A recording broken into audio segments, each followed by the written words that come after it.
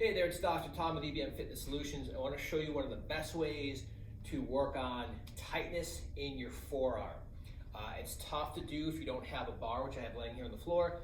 But if you have a bar or something heavy like a bar, this works really, really well. It's probably one of the best techniques I found for doing any kind of forearm work on your own. You can reach across and you can dig into the forearm with your thumb, and you can try other things.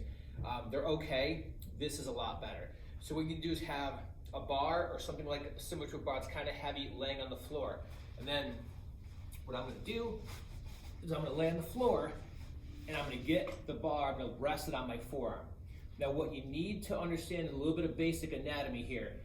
Down towards your wrist, the bottom half of your forearm, there's not a lot there. Don't go down there. You're just going to roll over bone, tendon. It's going to feel, it's going to hurt, but not in a good way. The upper half, that's where the bulk of the muscle bellies are that we want to get to. So what you're going to do is get this bar up there, and then I'm just going to roll it with my other hand. Now I can take my bottom hand here and I can turn my thumb up a little bit. I can kind of move my arm around.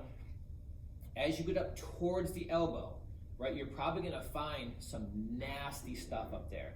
And once you find it, you can just kind of pause, right? You can slightly rotate the hand. You can also flip over and do the same idea though. The upper half, you can flip over and do the other side of your forearm. This is one of the best techniques that I have found for working on any forearm tightness, which can also be, if you look at things like golfer's elbow and tennis elbow and some wrist issues, and even for some people carpal tunnel, the nerves get trapped in the forearm and the symptoms refer down towards the hand and the wrist. This is a great strategy if you have something like this.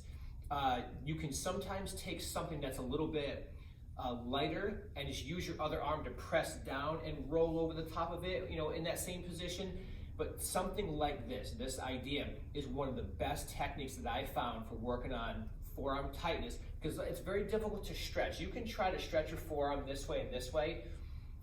You're limited by your wrist range of motion.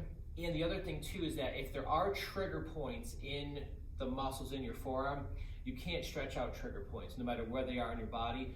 You have to go through and you have to use manual pressure, whether it's massage therapy, Theraguns, a bar, a Theracane, foam rollers. You need some sort of manual pressure to release the tension in that trigger point.